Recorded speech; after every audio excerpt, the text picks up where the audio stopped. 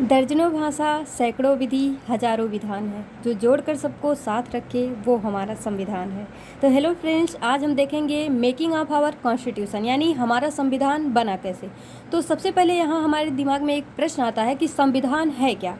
तो संविधान जो है वो एक फंडामेंटल प्रिंसिपल होता है, मौलिक सिद्धांत होता है, जिसके द्वारा कोई भी राज्य शासन कर सकता है। किसी भी देश का संविधान उस देश के लिए सबसे बड़ा कानून होता है। तो यहाँ हमारे दिमाग में एक और प्रश्न आता है कि आखिर संविधान लिखने की ज़रूरत ही क्यों पड़ी।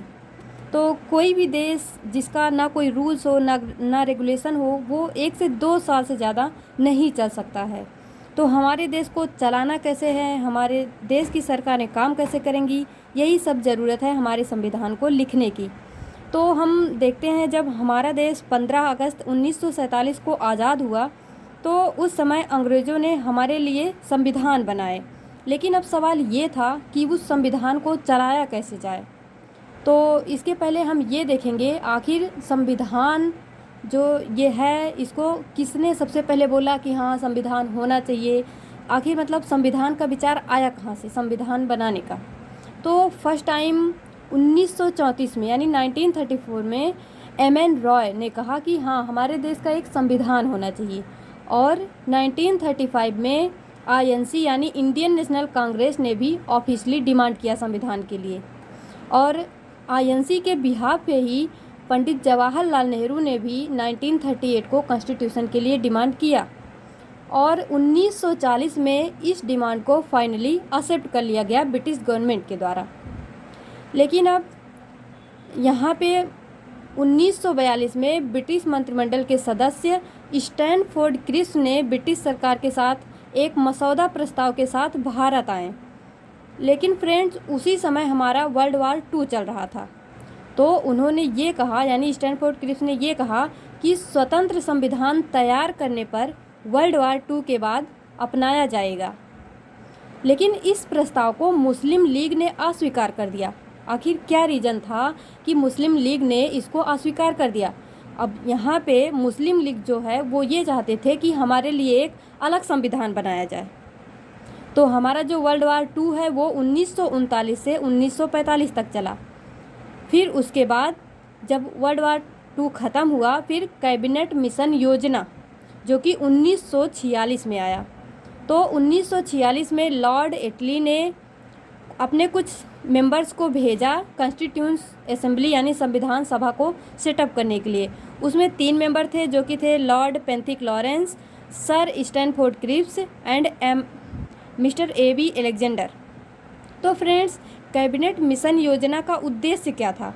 तो सबसे पहले इसका उद्देश्य ये था कि भारत को जल्द से जल्द स्वतंत्रता प्राप्त हो और संविधान सभा स्थापित करने में उसको मदद मिले।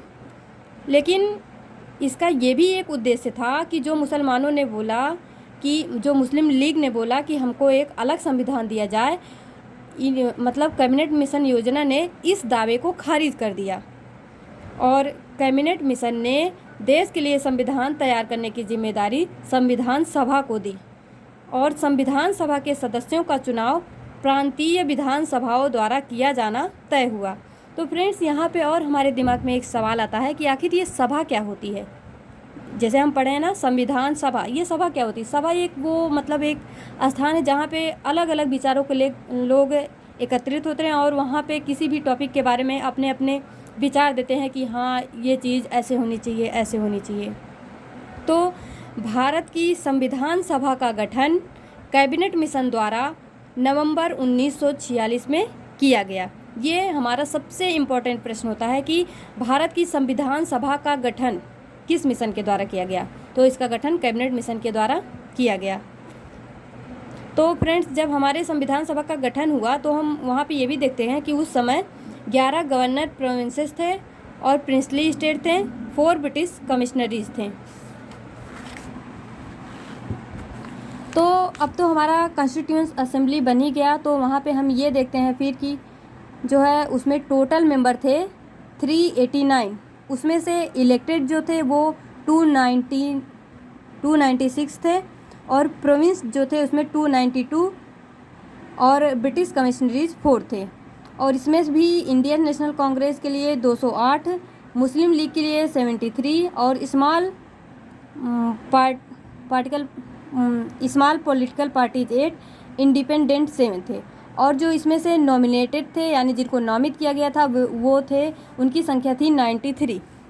तो अब हम यहाँ देखते हैं कि नेचर ऑफ कॉन्स्टिट्यूएंट असेंबली, हमारे संविधान सभा की प्रकृति क्या थी। वो उस समय एक सदनी थी। जैसा कि अब हम देखते हैं हमारे संविधान सभा में जैसे राज्यसभा लोकसभा 2 हैं, लेकिन उस समय ये सिंगल हाउस सिस्टम था। उसमें से कुछ लोग जो थे पार्शली इलेक्टेड, कुछ जो है पार्शली नॉमिनेटेड, और इसमें भी जो पार्शली इलेक्टेड थे वो पार्शली इनडायरेक्टली इलेक्टेड थे, और कुछ जो थे वो पार्शली नॉमिनेटेड थे ही। तो अब यहाँ पे सबसे बड़ा सवाल ये आता है, जब भी हम किसी से ये पूछ लें कि संविधान सभा का मेंबर कौन नहीं था, तो हमारे मन में ये था कि महात्मा गांधी तो अवश्य ही रहेंगे, लेकिन ऐसा नहीं था। महात्मा गांधी, मोहम्मद अली जिन्ना और जयप्रकाश नारायण उस समय उसके मेंबर नहीं थे। यानी कॉन्स्टिट्यूएंट असेंबली के मेंबर कौन नहीं थे? महात्मा गांधी, मोहम्मद अली जिन्ना एंड जयप्रकाश नारायण। जैसे ही भारत का विभाजन हुआ, 90 सदस्यों ने इस्तीफा दे दिया। यानी जो 389 थे हमारे संविधान सभा में जो टोटल मेंबर थे, उसमें से 90 सदस्यों ने इस्तीफा दे दिया। संविधान सभा से अब 299 ही बचे। यानी अगर हमसे पूछा जाए कि अनडिवाइडेड इंडिया, यानी जब हमारे देश का विभाजन नहीं हुआ था उस समय संविधान सभा में टोटल मेंबर 389 थे, और जब हमारे भारत का विभाजन हो गया उस समय यानी डिवाइडेड इंडिया में अगर कॉन्स्टिट्यूएंट असेंबली का टोटल मेंबर पूछा जाए तो वो था हमारा 299।